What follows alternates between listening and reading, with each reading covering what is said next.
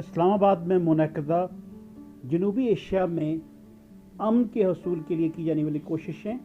اور بھارت اور پاکستان کے کردار کے حوالے سے ایک امن کانفرنس کا انعقاد کیا گیا، جس میں شرکاء نے اپنے مقالے پیش کیے اور اپنی تحقیق اور ماضی کے واقعات کے حوالے سے انہوں نے بتایا کہ جنوبی ایشیا میں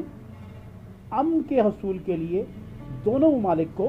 برابری کی سطح پر بات چیت کرنا ہوگی۔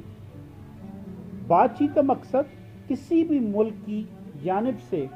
نرم یا کمزور ہونا متصور نہیں کیا جائے گا، بلکہ پیس کے حوالے سے کوئی بھی اگر مذاکرات ہوتے ہیں اس میں باہمی ایک دوسرے کا جو کردار ہے اس کو سمجھنا ہوگا۔ اسلام آباد میں منعقدہ جنوبی ایشیا میں امن کے حصول کے لیے کی جانے والی کوششیں اور بھارت اور پاکستان کے کردار کے حوالے سے ایک امن کانفرنس کا انعقاد کیا گیا، جس میں شرکاء نے اپنے مقالے پیش کیے اور اپنی تحقیق اور ماضی کے واقعات کے حوالے سے انہوں نے بتایا کہ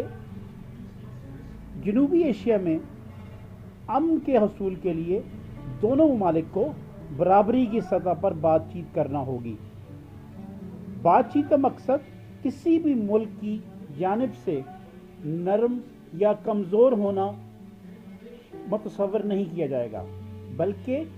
پیس کے حوالے سے کوئی بھی اگر مذاکرات ہوتے ہیں اس میں باہمی ایک دوسرے کا جو کردار ہے اس کو سمجھنا ہوگا اور اس کے مطابق اس کو رسپیکٹ دینی ہوگی۔ رسپیکٹ ہی سب سے زیادہ اس جنوبی ایشیا میں امن کے لیے کارآمد ثابت ہوگی۔ نمبر 2، پاکستان کبھی بھی جارحیت کو نہ تو برداشت کرتا ہے اور نہ جارحیت مسلط کرتا ہے۔ پاکستان نے ہمیشہ ریسٹرینٹ اور محفوظ لائحہ عمل اختیار کیا ہے، لہٰذا بھارت کو بھی چاہیے کہ وہ اسی طرز پر پاکستان کے ساتھ اس کے معیار کے مطابق، کیونکہ پاکستان بھی ایک عالمی قوت ہے، ایٹمی قوت ہے، اور اس کے حوالے سے اس کو عزت دینا اس کا حق بنتا ہے۔ نمبر 2، جو ماضی میں بھی بھارت کی جانب سے کی جانے والی بزدلانہ کوششوں کو اس کو دور کر کے وہاں کے لوگوں کے لیے کام کرنا ہوگا۔ Ladies and gentlemen, for Pakistan, peace is not the absence of war. War we are already in. For us,